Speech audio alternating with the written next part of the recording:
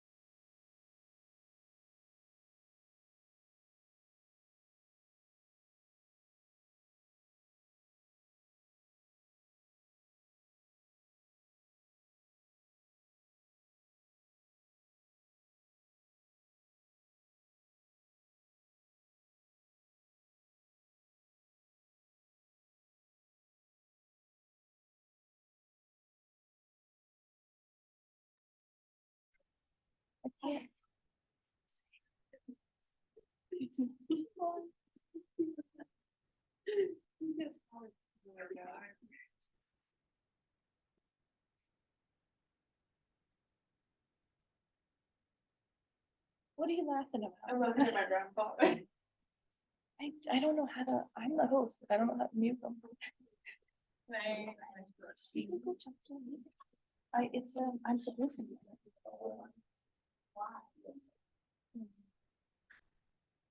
I think you're the host.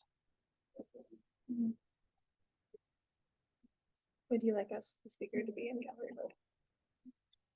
Or do you want to? I want you all to be able to see yourselves pretty good. But he has his sound on, so that's fine. Hey, Papa, can you turn your? hear you. He can't. You getting ready? Oh, wait. Oh, wait, you can mute him. Yeah. Perfect. Perfect. Yeah. All right, are we ready? Ready. I can introduce her, Austin. Hello, everyone. Welcome to the Advanced Marine Science presentations. My name is Robin Walker Spencer. I was one of your students educators this week, along with Gab. It was such a joy to work with your kids this week. They are so curious and kind and smart. And I think a lot of that really shows in these presentations. We did so many different research projects. We were sampling in eel grass and looking at plankton and in the intertidal. And I was just very impressed with all of your students' creativity and work ethic. So I think we can let the presentation speak for themselves, but first we're gonna start with Alexa and Lauren. And once we get the easel up, we'll take it away. Oh, we got one. Yeah, thank you. And I would also like to say there will be time for questions at the end of every presentation, if you have any.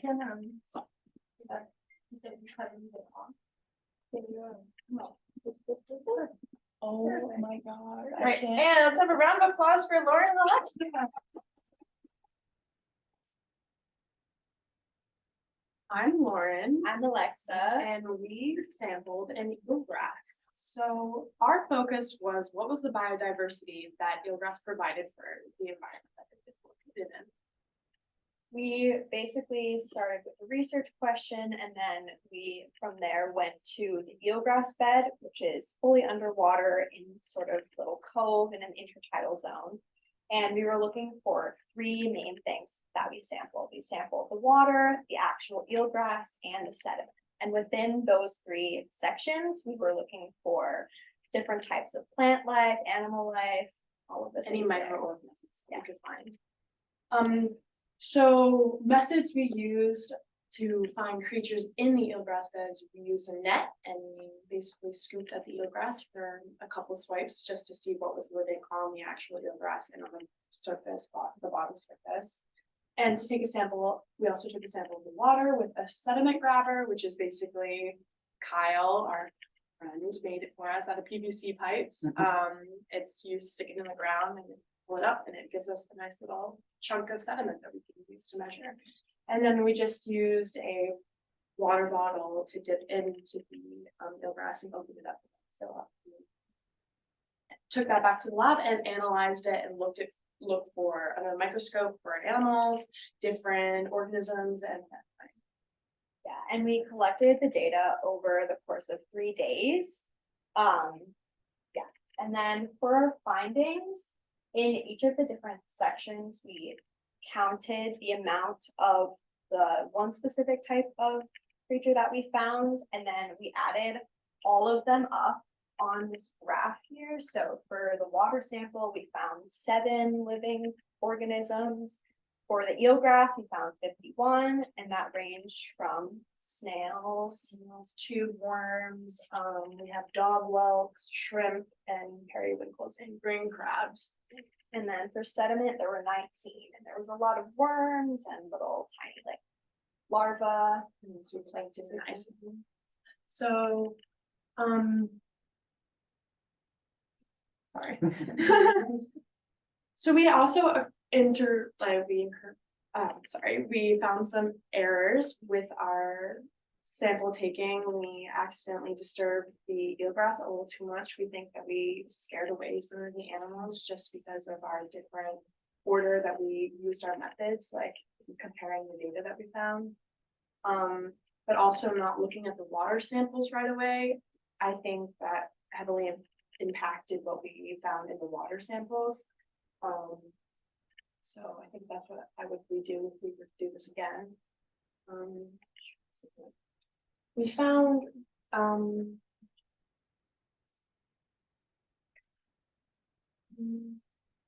yeah. Any questions?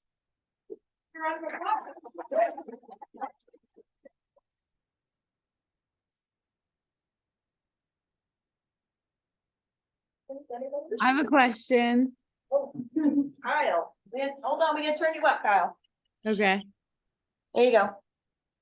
What made you want to study eelgrass? Like, why is eelgrass important? What's the big deal about it? Well, so we We wanted to look at like different like animals, basically. That's what we wanted to do. Yeah. And we wanted to see what we had see what been ecosystem the eel grass provided, like Yeah. what living areas it provided for these animals, but also like eel grass is kind of like only in a couple spots on the island, so we thought it would be interesting to focus on this particular plant just because it was more, I wouldn't say rare, but less likely than any other species of seaweed that we found on the island. Cool, thank you.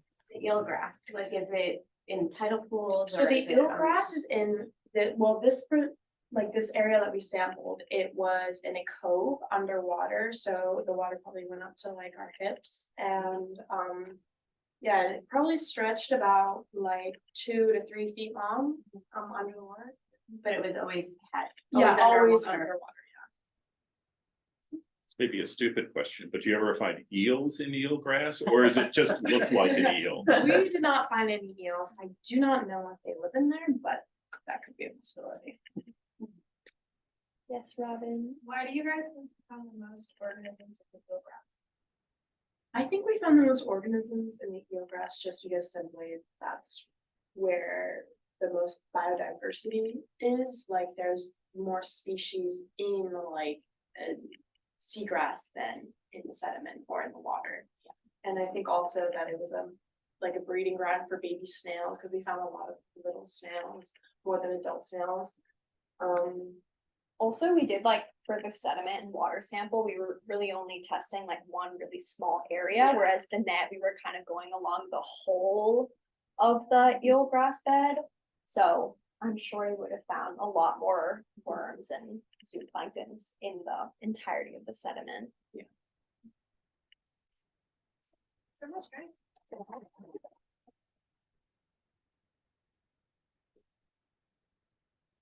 Next, whoever's next, please introduce yourselves, okay? And make sure you stand like that. Okay, Don't want your heads cut off. All right, up next, we have George, Maxine, and Lily.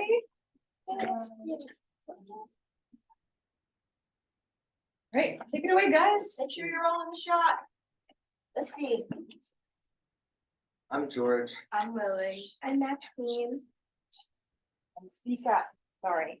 So, our project was on Plankton Biodiversity in Penobscot, specifically the Hurricane Sound. So we wanted to investigate the correlation between water quality and plankton biodiversity because so many shellfish depend on plankton populations for their food and everything. And so we just wanted to see the different types of plankton present. Yeah, and so the way we kind of looked at the two sides of the island, the north and south side. So when we talk about Two Bush, that is the south side of the island. And then we talk about, which is TV, and then Valley Cove, which is VC, that's the north side. And basically we kind of went like far offshore and then another sampling site closer and then in the intertidal zone. And so what we did when we were offshore on the boat was we dropped the Niskin bottle, which collects a sample of water. And we did that, we got like a surface sample and then at a meter deep to see if there were any differences in the plankton we could find. And once we got the water, we poured it into like a 1600 milliliter cup. yeah, and took the YSI to get the pH and salinity and dissolved oxygen, temperature, all that. And then we strained out the plankton and poured it into little sample containers to take back to the lab and analyze. And our hypothesis was that Two Bush would have a greater biodiversity and number of plankton than Valley Cove because it is exposed to like the open ocean and waves on the island. And after we took it back to the lab, we sat under microscopes and we did 1 milliliter of the water sample per person. And we looked under the microscope, trying to find all the biodiversity and tally down the species. And then after we're done tallying down the species, we looked at which species were most prominent inside either side, and then we put them here in the graph. So these 4 are different species, and blue is Two Bush, and pink is Valley Cove, and these represent the different sides of the island. So this is showing how on different sides of the island more species of microplankton were found. And over here we have Two Bush 2, Two Bush 3. These are the different sample sites, like how far away from the coast of Hurricane Island we sampled from. And these just show the amounts of microplankton that we found. So as you can see, like Two Bush 3 had the highest amount. And so based on our results from the graphs, we didn't find any direct correlation from the sample sites, the pH, salinity, water quality, and the depths between the sample amounts and plankton. But we did find some species that were more prominent on either sides of the island at different depths. So as you can hear, this species was more prominent in Valley Cove than it was in Two Bush, and this species was found more in Two Bush than it was in Valley Cove. So as always, our research had a little human error. Instead of 3 sampling sites for Valley Cove, for Two Bush like we had for Valley Cove, we only had 2 factors, but our research raises a number of questions such as how does biodiversity plankton affect the shellfish population, and how does plankton population affect the main fisheries?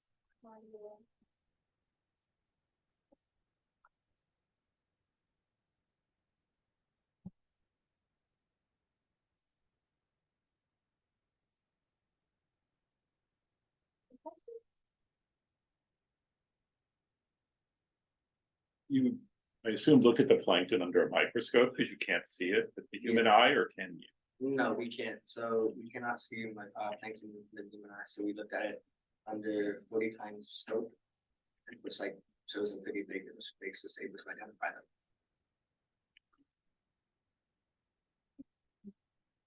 I was wondering what surprised you most about your results. I think that there wasn't really any correlation, or no, I think that it wasn't that like the biodiversity wasn't so different between Valley Cove and Two Bush, because we talked a lot about like water currents and such, and Valley Cove is with no, Two Bush is like exposed to like the open ocean much more than Valley Cove is, and so we thought that would have a higher amount, and there really wasn't that pattern, which I think was interesting.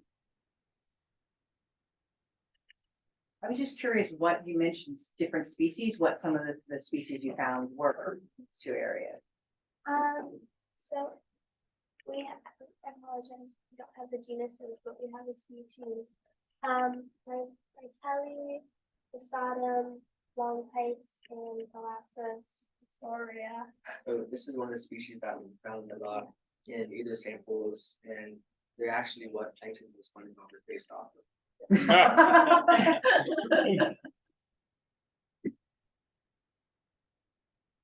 Well, sitting way back there, I can't quite, the top of your graph, the bars, near the strings there, are those numbers corresponding to the value?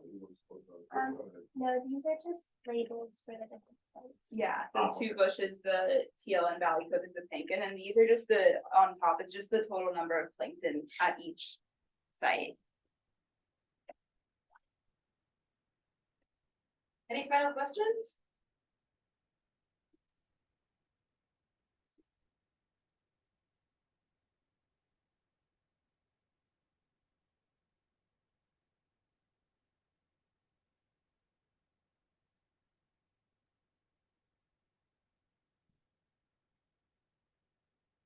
Okay, up next we have Maddie and Una.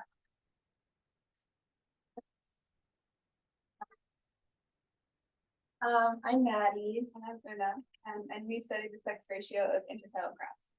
So Hurricane Island is home to many different marine animals, and specifically in the tide pools it has, there's a ton of life. And so we wanted to take a closer look at the crabs because two different species of invasive crabs were brought over to Hurricane Island, and ever since they've slowly taken over. And Asian shore crabs were brought over around like 20-ish years ago, whereas the green rock crabs were brought over around 100 years ago.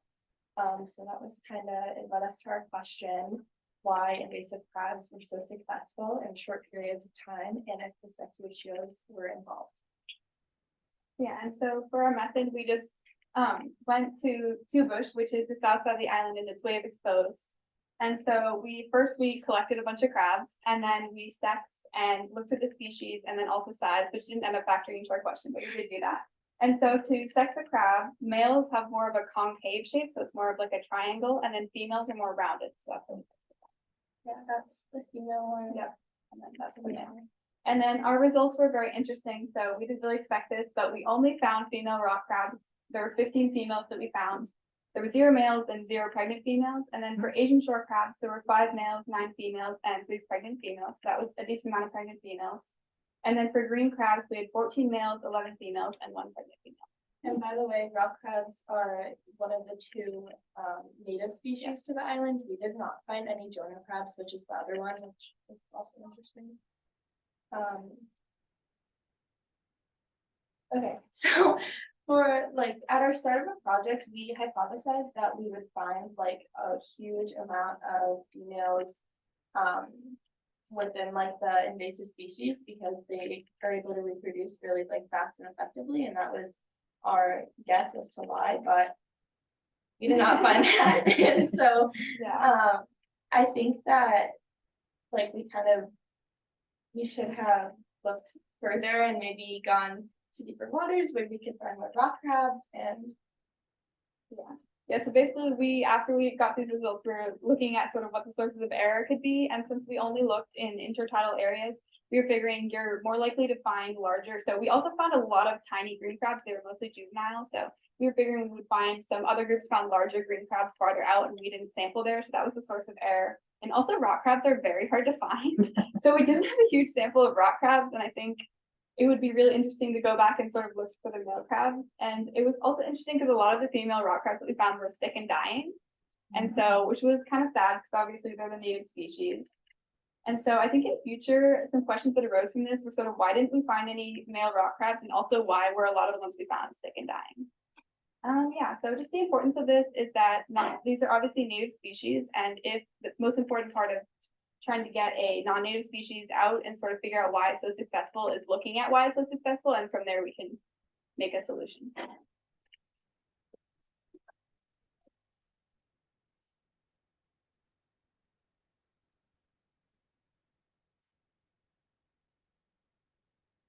Do they mate year round or you might have the off-season? Yeah, so that's what we were also wondering about, because obviously we found pregnant females for Asian shore crabs and green crabs, but we didn't find them for rock crabs. So we didn't really look into mating season, which also could have been a source of error, but I think that would be interesting in the future to, I think, although we might have just missed the mating season because I think they mate around the same time. But I have a question. Yeah. How did you judge like the health of the rock crabs? What does like a sick and dying crab look like? So we would like pick them up and we would think that they were dead. So, and then they were alive. I think they like twitch a little bit, or a lot were like foaming profusely at their mouth. It was a little Alarming. And some of them had these sort of weird black spots, which I think is shell wasting disease. And so a lot of them did not look very it was well. like very obvious signs. Yeah. Very interesting. How would you like continue studying that? Have you thought about that at all? Like how you could maybe turn that into a project? Yeah, I think like a couple people were actually like thinking of doing that as a project at the start of this as well. So we've kind of been thinking about it like a lot throughout our Maybe research. like dissections would be an interesting way to look at that, to see what's going on inside. Because obviously we can see that they're sick, but it'd be interesting to look inside. Mm-hmm. Very cool. Nice job. Any last questions?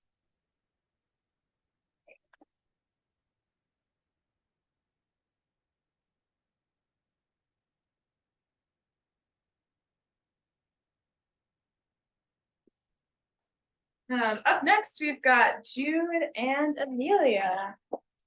Oops.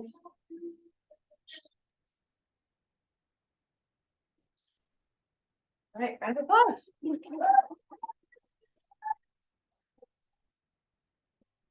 So our project is also on crabs, a lot of crabs. Who are you? But Who are you? That's your name. My name's Amelia. my name is Jude. Our question was, how does location affect population and species of crab? So how we collected our data was we went to one side of the island and we kind of determined a range of where we were going to look for crabs, and we recorded what type of crabs we found on different sides of the island. So we used Two Bush, which is the south side, and then we used the north end. And yeah. So basically the reason that we chose these two different sites is basically the currents around this kind of cove here. And so we have like we have right up here is Hurricane Island, and so the north end is kind of protected from the waves, so that's why it's just a lot more stiller and like a lot less of these currents are hitting it. And the Two Bush is kind of like more out in the cove, getting hit by the eastern Maine coastal current and other currents, so it's a lot more circulation hitting that side of the island. And so basically we counted both, we kept track of what species of crabs we got, and we sampled for about an hour at both sites for one day. Total number of green crabs that we found across both sites were 58, and total number of native crabs were only 4. The distribution of crab species by site was 44 green and 44 green at Two Bush and 14 at the north end. 3 Jonah at north end and 0 at Two Bush, and only 1 rock crab in Two Bush and zero at North End.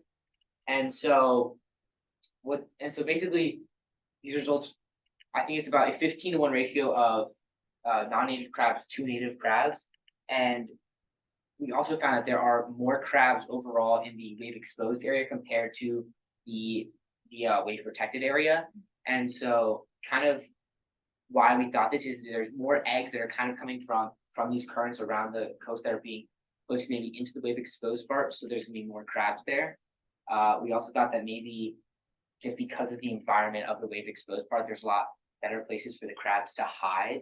And maybe that wasn't as common with like a lot of the flatter rocks, bigger rocks in the wave protected.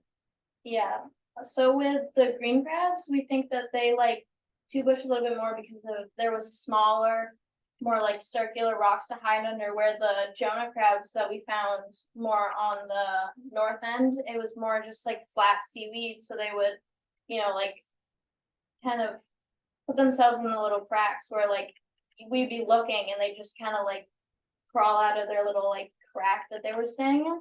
And most of the green crabs we found were like tinier size, where the Jonah crabs were like pretty good size, but we didn't find a lot of rock crabs. We found a couple of dead rock crabs, but we did not include that in our data.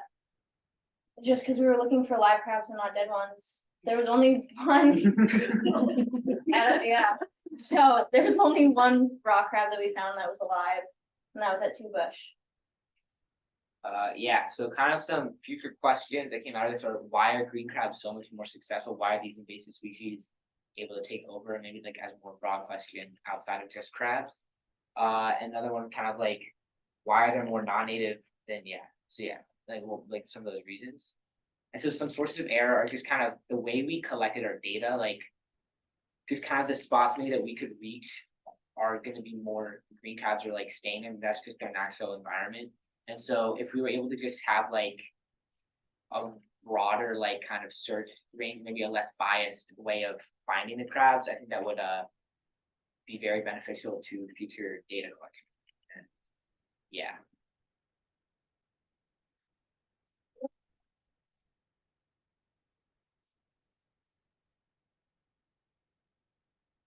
Any questions?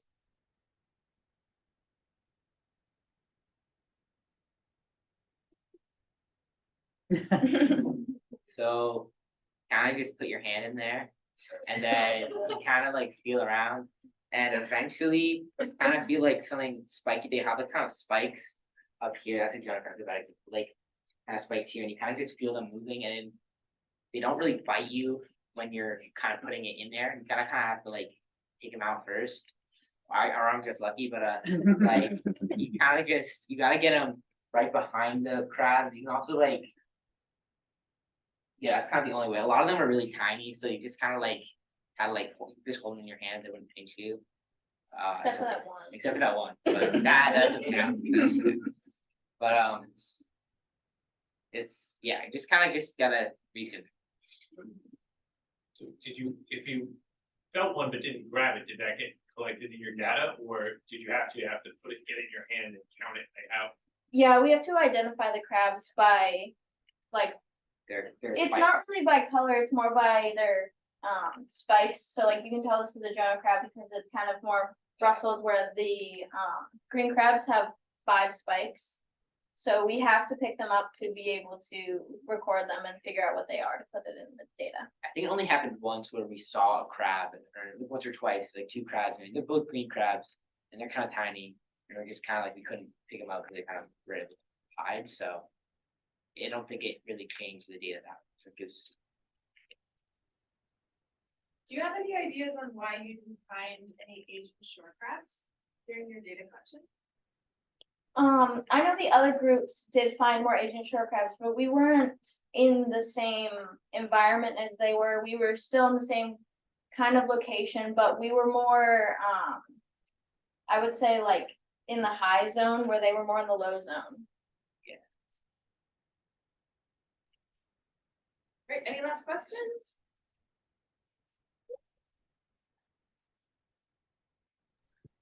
I have a question.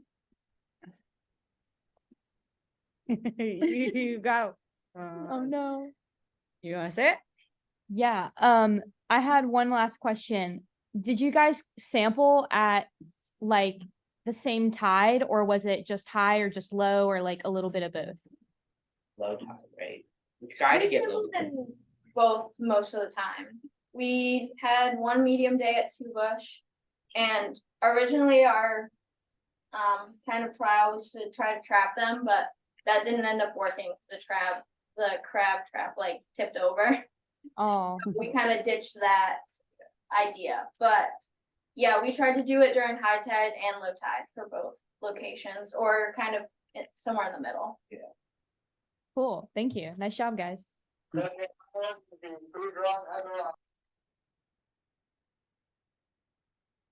Ow. All right, and last but certainly not least, we have Daphne.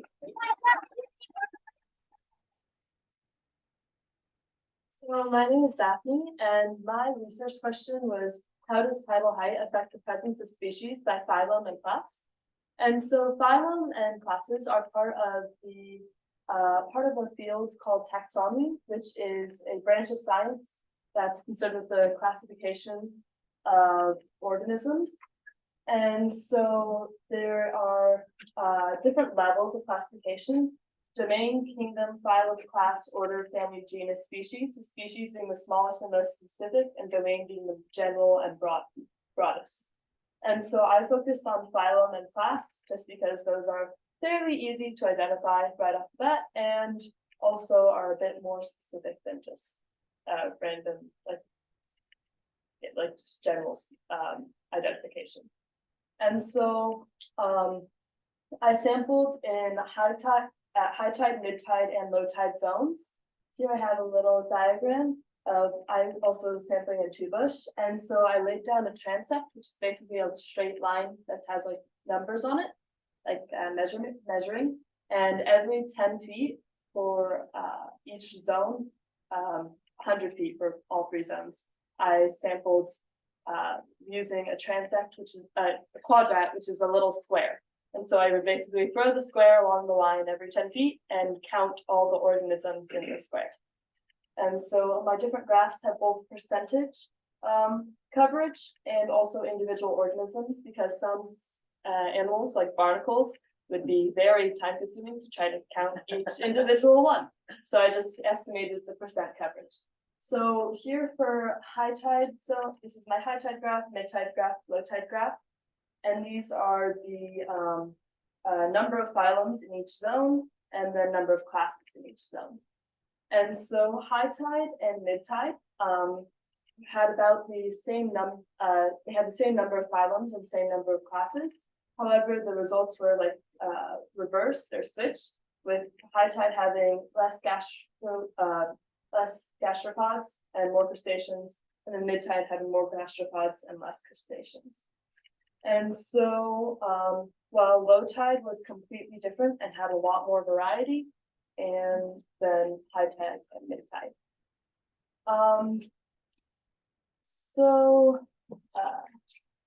I was thinking that the low tide had the most creatures, because that it has most water and it's easiest to live in and has like all the resources, while high tide and mid tide are harder to live in, as there are like less plants and more exposure to like the sun and less water.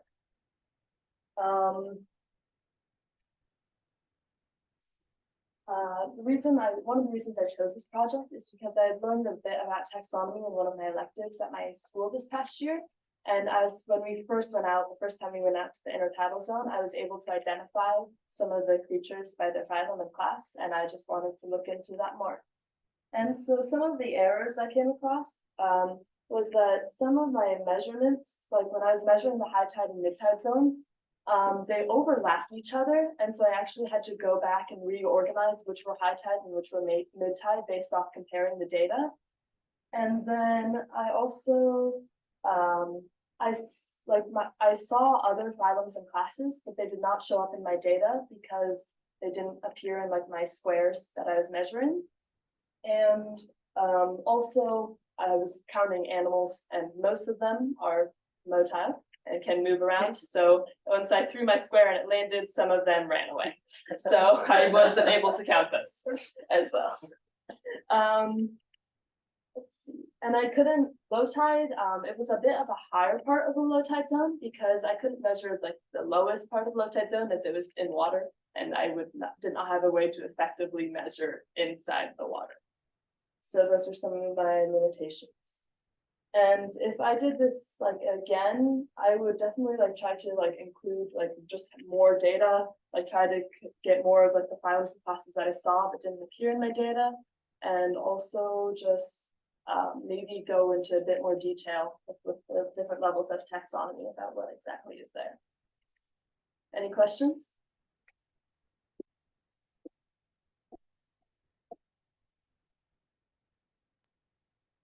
Daphne, I have a question. Mm-hmm. What size quadrat did you use?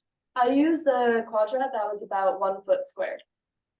Cool. Do you feel like that now that you've done the project, do you feel like that was a good choice, or would you go bigger? How do you feel about that? If I had more time, it probably would have been better to go larger, but with the time that I did have, it was definitely more manageable to use the smaller size quadrat because it would have been a lot more work and time consuming. Awesome. And then one more question about your quadrat. Sorry. When you were doing percent coverage with the barnacles, did you have to like add a grid to your quadrat or just used your eyes? I just estimated. Cool. Thank you. Yes. Is there a standard definition of high, mid, and low, or did you like? I determined it based off just mostly visual, like where the I saw the place I sampled at high tide and low tide. So like I could see in high tide there were some parts that were still rather exposed, and like at mid tide there were like parts that like were like in the middle, and then at low tide they were like it was coming in and out. So I determined that based on what they looked like, and as well as like where the water would reach and the different organisms and what was present in each zone. Yes, Kat? I don't know if maybe you mentioned this, but I was wondering how many total classes you found for your Tidal zone. So in the total classes, I found 6 different classes. They were crustaceans,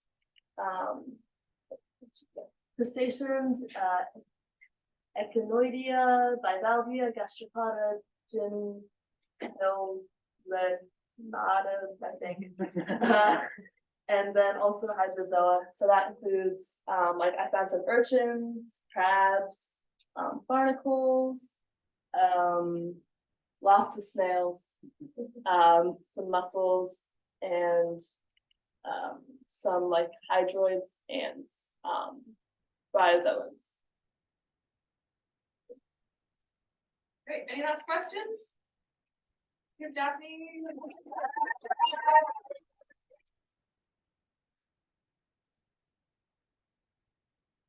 Thank you all. I just would like to reiterate like how much work was put into data collection for these guys. We did 3 days of data collection. Both of them were like each of them was like a few hours. We had one group out on a boat braving seasickness. Lauren and Alexa were waist deep in the water. These guys really were so committed, and I'm just like very proud to see how much has come out of it. It's been a joy. Yeah. One last round of applause.